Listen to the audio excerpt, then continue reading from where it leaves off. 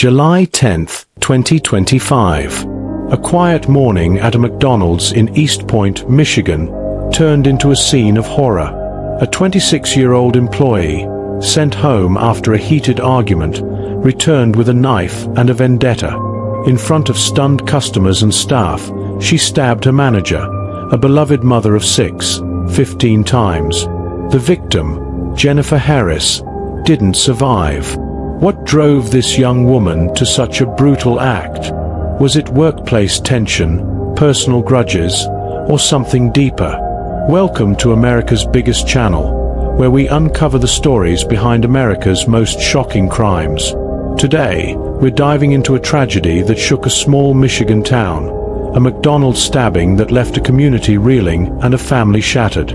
This is a story of rage, loss, and questions that demand answers.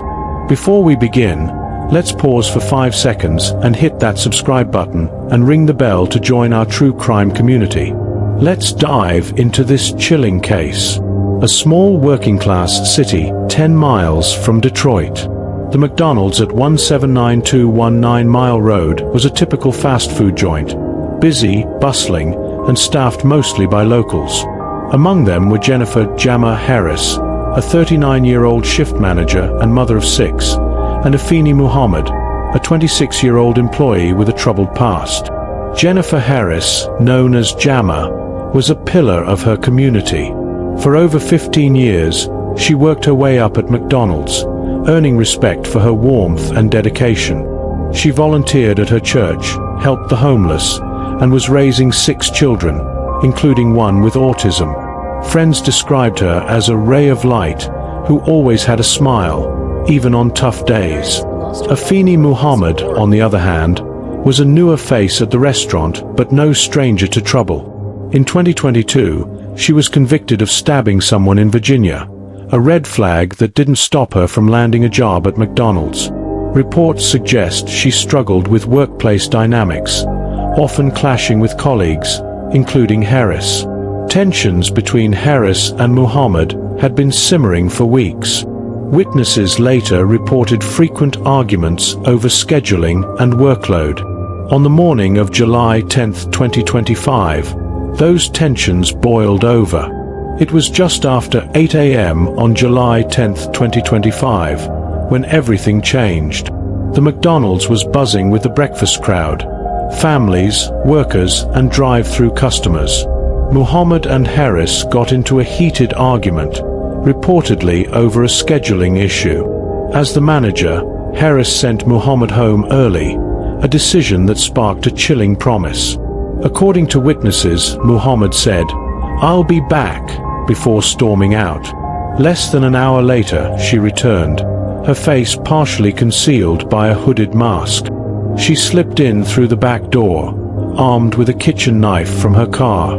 In a horrifying flash, Muhammad attacked Harris in the middle of the restaurant, stabbing her approximately 15 times. Customers screamed, staff froze, and chaos erupted. Harris collapsed, bleeding heavily, as Muhammad fled the scene. A brave customer at the drive-thru, a licensed concealed carry holder, witnessed the attack. He fired a warning shot into the air, then chased Muhammad outside, holding her at gunpoint until police arrived. Harris was rushed to a hospital, but it was too late. She was pronounced dead shortly after. East Point police arrested Muhammad on the spot. She confessed to the attack, admitting she intended to kill Harris.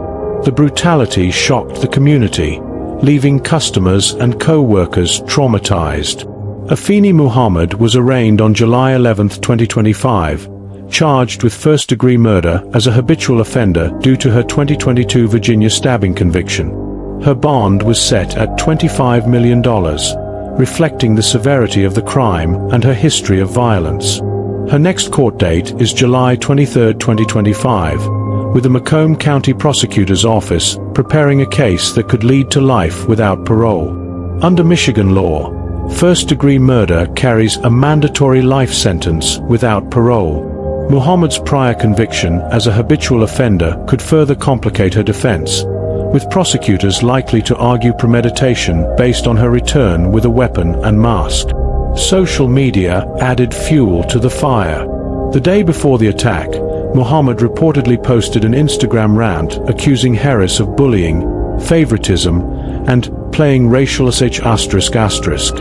While unverified, these claims suggest deep personal resentment, possibly tied to workplace dynamics or perceived slights. However, co-workers told police Harris was fair and well-liked, casting doubt on Muhammad's narrative.